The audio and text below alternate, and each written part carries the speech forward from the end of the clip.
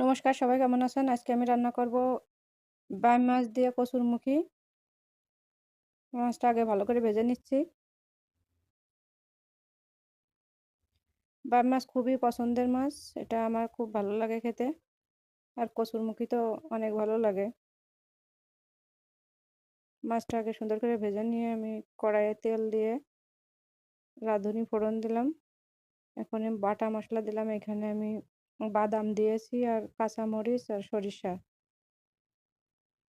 একটু কষে নেব মশলাটা, নিয়ে কসুরমুখীটা দিয়ে দেবো। কসুরমুখী আগেই আমি সিদ্ধ করে নিয়েছিলাম।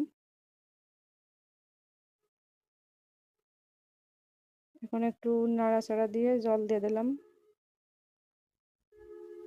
একটু জাল করলেই হয়ে যাবে রান্নাটা।